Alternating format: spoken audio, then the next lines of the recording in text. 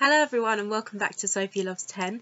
Today I've got something slightly different for you all.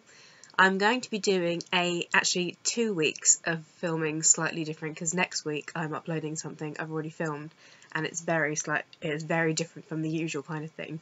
But today is going to be book related.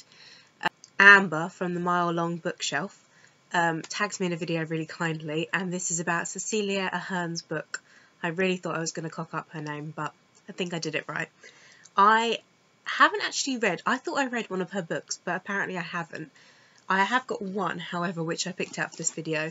I haven't read it yet, it's on my bookcase, but I think I'm going to have to read it now. I'm doing a video about her books, because I don't really know a lot about her books. But if you do know her books, and if you know if this is a good one, leave me a comment down below and tell me what I should read from hers, because I'm very intrigued in this author.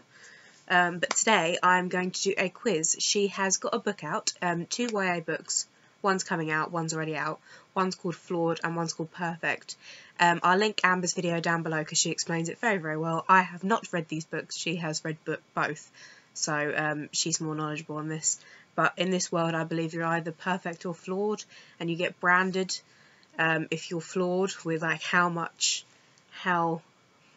of a flawed person you are. All sounds very interesting, but Amber tagged me to do the quiz. However, I cannot work out how to do a split screen and show you down here at the bottom what I'm doing like she did. Maybe it's the technology I'm using, I don't know, but I will show you, I will read them out for you, and I'll also leave the quiz down below so you can do it too. I'm going to do the quiz now. Hopefully my face looks alright because I can't see myself. So it's how perfect are you? Question 1. You find a lottery ticket on the table in a cafe and realise that it's this week's winning number. Do you 1. Cash in the winning ticket and go on holiday of a lifetime with family and friends? 2. Hand in the ticket to a cafe owner? Or 3. Cash in the winning ticket and donate it all to charity?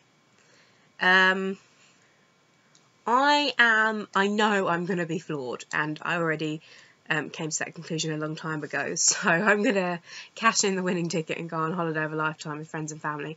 Because that is the thing that we always said that we would do. If we won the lottery, the first thing we would do is go on an amazing holiday. So I'm just going to do that. Sorry guys. Your dad is in need of urgent medical attention and you need to drive him to hospital.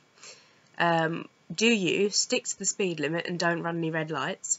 Drive to the hospital as quickly as possible, speeding and running red lights only when it's safe to do so. Third one is drive slightly over the speed limit so you get to the hospital in time, but don't run any red lights. I am actually going to say the last one because I can't deal with bad driving at all. I had one guy crash into the back of me once and he was like, I'm so sorry, I need to pick my wife up from hospital, and I was like, yeah, but you've just like got a red scratch right across my car. So like if that did happen, if I did that to someone else, A, that would make me want to stop and talk to them, because you'd have to stop and talk and give details over, so that would make like everything delayed even more. And B, I'd feel terrible if that happened, so I'm just going to go with the last one. That's probably a perfect answer. So question 3. You're having lunch with a friend who is going through a hard time and realise you're about to be late for your part-time job. Do you leave for work and ask your friend to walk with you? Just 5 minutes won't hurt anyone. Leave immediately so you can go on time for work, or stay with your friend but contact work to let them know you'll be late. I'm not sure about this one. I mean, from past experience, I probably would leave for work, ask my friend to walk with you, and be 5 minutes late for work, because that wouldn't be the end of the world. I have to get to work, I have to be downstairs, like ready for work 5 minutes before anyway, and I'm always there really, really early. So 5 minutes wouldn't hurt. And I wouldn't contact work to let them know I would be late, because they'd be like, should chatting to your friend, like, you know, if no one's died, come into work, or if you're not dying, come into work. So yeah, so I think it'd have to be the first one for that one, just because I feel like that would be something I would do in general. So we've got question 4. Okay, I think it might be aimed for a slightly younger audience than I am, but there you go. You have a crush on someone at school. They come up to you and can find that they like your best friend. Oh, this did happen to me in school. Or this actually was a thing. This is a long story, another another time story, another time tale. But yeah, this did happen to me in school many moons ago. So, do I say nothing to your friend? It's not fair to put them in such a difficult position. Say absolutely nothing to your friend. It would be asking for trouble. Or tell your friend, wish them well, and then sit and cry in your room, possibly forever. I did the last one. I didn't cry, okay, it wasn't that bad. Like, I didn't love the guy or anything. I just fancied him for, you know, a few years. Nothing major. She went out with him for then a year. Then it didn't really work. She was like, oh, I don't really understand what you saw on him. And I was like, because he was clever. We used to do Spanish together. Yeah, it's going to be the last one. I didn't cry though, so just to, you know, let you all know, I'm not a crier. Question 5, it's the last one. It's only 5 questions, so not too bad. These are also different from Amber's as well, so when you do yours, your questions will be different. So think about them when you're doing them, because they're going to be completely different to mine. So this is the last one. Your friend is wearing the most hideous outfit ever. This happens a lot, actually. Not a lot like my friends, but like people I work with would wear something a little bit out there, which usually works, but some people would be like, oh, that's horrible. But I really like horrible things put together, hence this yellow top with red lipstick and pink eyeshadow. I'm not sure if you can tell, but a lot of people think that'd be hideous. Yeah, I don't really mind. Hideous to me isn't like a hideous, the more uglier the better, like a lot of the time when we're at work.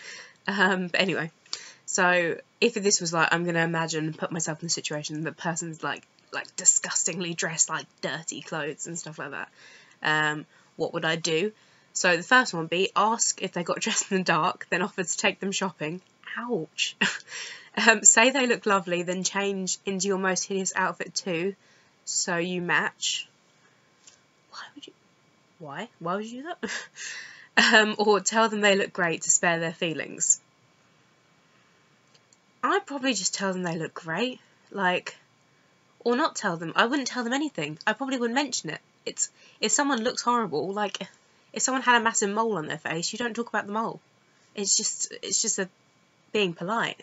So it would be kind of like in between asking them if they got dressed in the dark, then offer to take them shopping.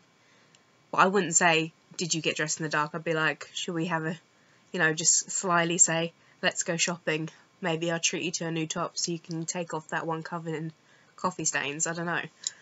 Or tell them they look great to spare their feet. I'll probably just tell them they look great. I can't be bothered. I wouldn't be that kind of person. I just couldn't deal with it.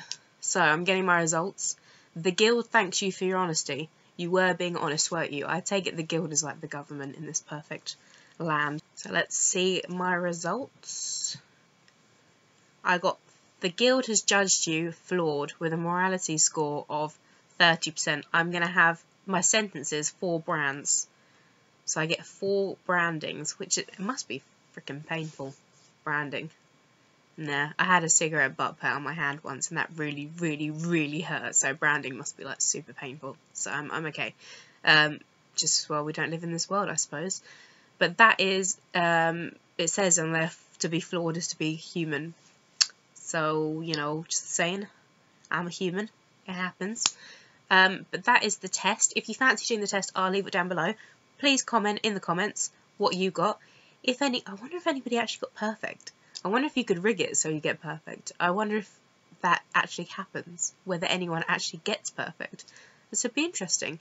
If you are a goody two-shoes and you do everything by the book and you think you're perfect, do it and see what happens. I'd love to know. But that is all from me. I'll be uploading a video soon for next week. I'm going away next week, the latter part of the week. So I will be posting a video early next week, unlike every other week. And I will speak to you soon. Have a lovely week. I said week so many times. Bye everyone.